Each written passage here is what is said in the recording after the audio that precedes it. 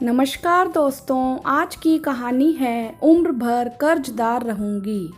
स्वाति पति के सो जाने के बाद पानी लेने के लिए रसोई में जा रही थी। तभी उसने किसी के रोने की आवाज़ सुनी। यह आवाज़ तो रोमा के कमरे से आ रही है।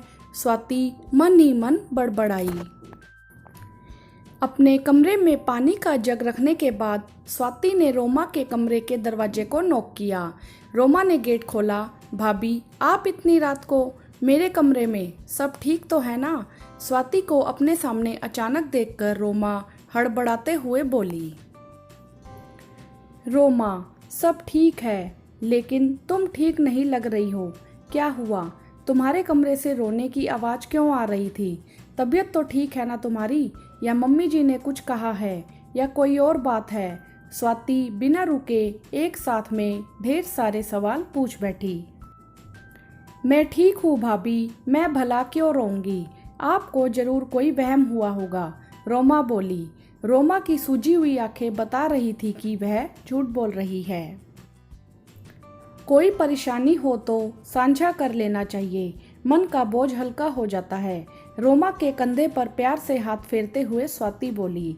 भाभी का स्नेहिल स्पर्श पाकर रोमा भावुक हो उठी और उसने अपने रोने का कारण बताया। पिछले कुछ दिनों से 2 लड़के मेरा पीछा करते हैं। जब मैं कॉलेज के लिए निकलती हूँ तो दोनों नुक्कड़ पर खड़े होते हैं, पर जब तक मैं कॉलेज नहीं पहुँच पाती तब तक मेरे पीछे चलते हुए अनाप शनाप बकते रहते हैं। कॉलेज से आने के समय तो बहुत सारी लड़कियां नुक्कड़ तक आती हैं, तो मैं उनके साथ रहती हूँ। तब वह लड़के नहीं दिखते हैं। उन लड़कों के डर से मैं रोज पेपर स्प्रे अपने साथ लेकर ही जाती हूँ। स्वाति ने रोमा को बीच में टोका। वह लड़के क्या क्या बोलते हैं, कभी सुना है तुमने? हाँ भाभी, रोज मैं सुनकर अनसुना कर देती हूँ, लेकिन आज कॉलेज जाते समय उन लोगों ने मेरा रास्ता रोक दिया और मुझे खींचकर जबरदस्ती अपने साथ बाइक पर बैठाने की कोशिश कर रहे थे, तो मैंने पेपर स्प्रे उन पर मार दिया और अपने आप को छुड़ाकर बहुत तेजी से कॉलेज की तरफ भागी। उनमें से एक के आंखों में अच्छे से स्प्रे नहीं गया था, तो वह कुछ दूर तक मेरा पीछा कर रहा था और बोल रहा था, आज तो तू बच गई, कल नहीं बच सकती। जिस खूबसूरती के घमंड में तू हमें भाव नहीं देती, उस खूबसूरती को हम जलाकर राख कर देंगे। भाभी, मैंने बहुत बड़ी गलती कर दी। मुझे उन पर पेपर स्प्रे नहीं फेंकना चाहिए था। आज कॉलेज में मैंने कुछ भी नहीं पढ़ा। वही दृश्य मेरी आंखों के सामने बार बार आ रहा था। कॉलेज से लौटते समय मैं लड़कियों के साथ थी, फिर भी डर से मेरी टांगें कांप रही थी। मैं कॉलेज जाऊंगी तो पता नहीं वह लड़के क्या करेंगे। अगर नहीं जाऊंगी तो मेरा भविष्य खराब हो जाएगा। यही सोच सोच कर मेरे दिमाग की नसें फटी जा रही हैं। सारी कहानी बताते बताते रोमा फिर से फूट फूट कर रोने लगी।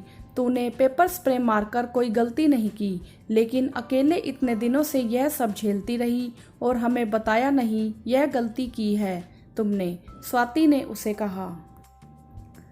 बहुत मुश्किल से अम्मा ने आगे बढ़ने की इजाज़त दी थी, वह भी आपकी वजह से, वरना वह तो पापा और भाई की भी नहीं सुनती है।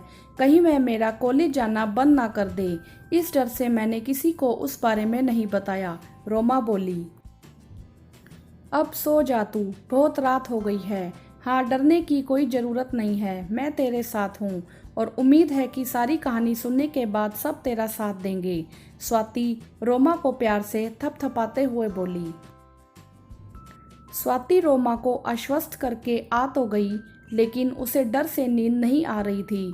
रोमा का मासूम चेहरा उसकी नज़रों के सामने घूम रहा था। उसके बारे में सोचते सोचते ना जाने कब स्वाति नींद के आगोश में चली गई। अगले दिन सुबह स्वाति जल्दी जल्दी काम निपटा रही थी। जब सासू माँ, ससुर जी और उसके पति बैठकर चाय पी रहे थे, तब स्वाति ने सारी कहानी सुना दी। स्वाति के पति सब सुनकर अवाक रह गए, लेकिन सासू माँ चिल्लाने लगी, इसी दिन से बचने के लिए मैं रोमा के आगे बढ़ने के खिलाफ थी, लेकिन बहू तेरे कहने से मैंने हामी भरी थी। आज से उसका कॉलेज जाना बंद। चुप करो भाग्यवान, अभी तुम्हें अपनी बच्ची के बारे में सोचना चाहिए। कैसे अकेले मुसीबत से लड़ रही थी। अगर कल को उसे कुछ हो जाता तो इधर तुम अलग अलग राग अलाप रही हो। ससुर जी पहली बार सासू माँ के खिलाफ बोले। पापा, अभी कुछ कहने सुनने का समय नहीं है। हमें जल्द से जल्द पुलिस में शिकायत दर्ज करनी चाहिए। स्वाति के पति ने कहा, मान लो तुम लोग इस लड़के को सजा दिलवा दोगे, फिर कल को दूसरा परेशान करने वाला आ जाएगा। तब तक रोमा पढ़ाई करेगी, तब तक यही खेल चलता रहेगा। इससे अच्छा है पढ़ाई छोड़ दे। सासू माँ सबको गुस्से में बोल रही थी। सोचकर हमें आज खराब नहीं करना चाहिए। इस तरह की गंदी हरकतें मानसिक रूप से बीमार लोग ही करते हैं। आखिरकार रोमा ने इतने दिनों तक अपनी सुरक्षा खुद की है। हमें उसे डराना नहीं, हिम्मत देनी है, ताकि वह अपनी ज़िंदगी में आने वाली इस तरह की समस्याओं का हिम्मत और बहादुरी से सामना कर सके। स्वाति ने अपनी सासू माँ को समझाया। रोमा अपने कमरे में सारी बातें सुन रही थी और अपनी भाभी को मन ही मन धन्यवाद कह रही थी। सासू माँ को स्वाति की बातें समझ में आ गई थी। रोमा ने अपनी भाभी के साथ मिलकर पुलिस की मदद की उन लड़कों को पकड़वाने में। इस घटना के बाद स्वाति ने रोमा को सेल्फ डिफेंस का कोर्स कराया। रोमा अपनी पढ़ाई पूरी कर चुकी थी। उस दिन वह अपना नियुक्ति पत्र लेकर घर आई। उसे कॉलेज में लेक्चरर की जॉब मिली। वह अपनी भाभी के हाथ में मिठाई के डब्बे के साथ नियुक्ति पत्र रखते हुए बोली, बहुत बहुत धन्यवाद भाभी, यह आपकी वजह से हो पाया। मैं उम्र भर आपकी कर्जदार रहूंगी। रोमा के दिए मान की वजह से स्वाति की आंखों में आंसू आ गए। आज रोमा कॉलेज में पढ़ाने के साथ साथ लड़कियों को सेल्फ डिफेंस की ट्रेनिंग भी देती है। दोस्तों, अपनी बेटियों को सशक्त बनाएं, उनकी दोस्त बनें, उनकी समस्याओं को समझने की कोशिश करें, उन्हें डांट से नहीं प्यार से समझाएं।